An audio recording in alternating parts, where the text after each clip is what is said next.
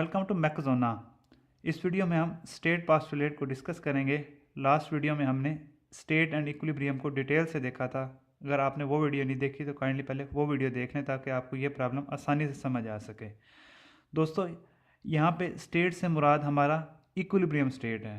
Equilibrium state का मतलब ये है कि ऐसी हालत जिसमें there are no driving potentials, यानी कोई टेम्परेचर डिफरेंस नहीं है, कोई प्रेशर डिफरेंस नहीं है, कोई केमिकल रिएक्शन नहीं हो रहा। दोस्तों, सवाल ये है कि हम इक्विलिब्रियम स्टेट्स पर इतना फोकस क्यों कर रहे हैं।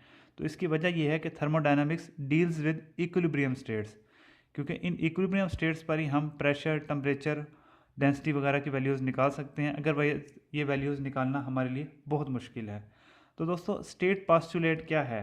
स्टेट पास्टुलेट यानी स्टेट से रिलेटेड कोई एक मफरूज़ा है, पास्टुलेट है, एक हाइपोथेसिस है। लास्ट वीडियो में हमने देखा था कि स्टेट को डिस्क्राइब हम प्रॉपर्टीज़ की मदद से करते हैं, लेकिन कितनी प्रॉपर्टीज़ होनी चाहिए उसका जवाब हम इस वीडियो में ढूंढेंगे। दोस्तों, स्टेट ऑफ अ सिस्टम जो है वो हम जस्ट 2 इंडिपेंडेंट इंटेंसिव प्रॉपर्टीज़ की मदद से डिस्क्राइब कर सकते हैं।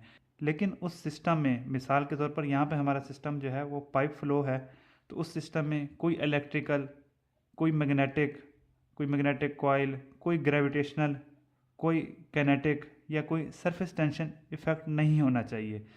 मैग्नेटिक से मुराद है कि कोई मैग्नेटिक कॉइल ना हो, इलेक्ट्रिकल से मुराद है कि कोई रेजिस्टेंस वायर, ग्रेविटेशनल से मुराद है कि कोई हाइट का इतना ज़्यादा फ़र्क ना हो, सरफेस टेंशन के इतने ज़्यादा इफेक्ट्स ना हो, या सिस्टम के अंदर ही कोई ऐसी चीज़ ना हो जो मोशन काज करवा रही हो, ये कैनेटिक है।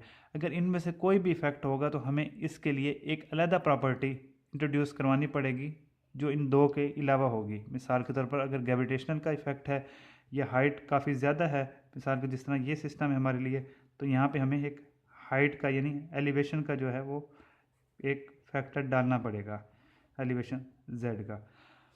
Otherwise just 2 independent intensive properties जो हैं वो एक स्टेट को डिस्क्राइब करने के लिए काफ़ी होंगी। अब इंडिपेंडेंट प्रॉपर्टीज़ कौन सी होती हैं दोस्तों? इंडिपेंडेंट प्रॉपर्टीज़ वो प्रॉपर्टीज़ होती हैं कि अगर हम एक प्रॉपर्टी को छेड़ें तो दूसरी की वैल्यू के ऊपर कोई फ़र्क ना पड़े। मिसाल के तौर पर temperature and specific volume are always independent properties.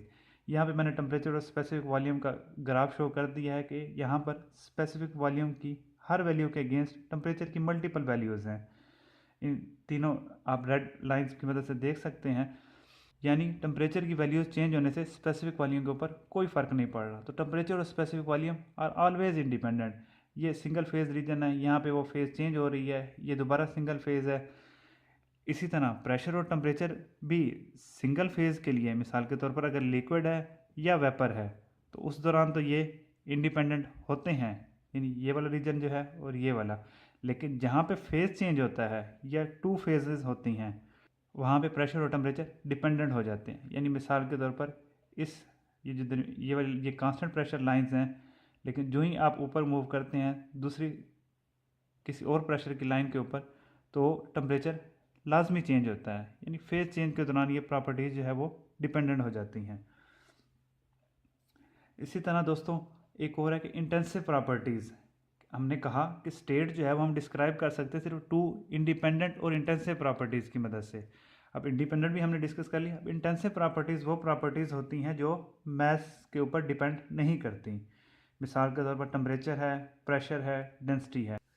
तो दोस्तों, कंक्लूड करते हैं कि स्टेट ऑफ अ सिस्टम जिसमें इलेक्ट्रिकल, मैग्नेटिक, ग्रेविटेशनल, कैनेटिक या सरफेस टेंशन इफेक्ट्स नहीं हैं, वो हम सिंपल 2 इंडिपेंडेंट इंटेंसिव प्रॉपर्टीज़ की मदद से हम डिस्क्राइब कर देते हैं।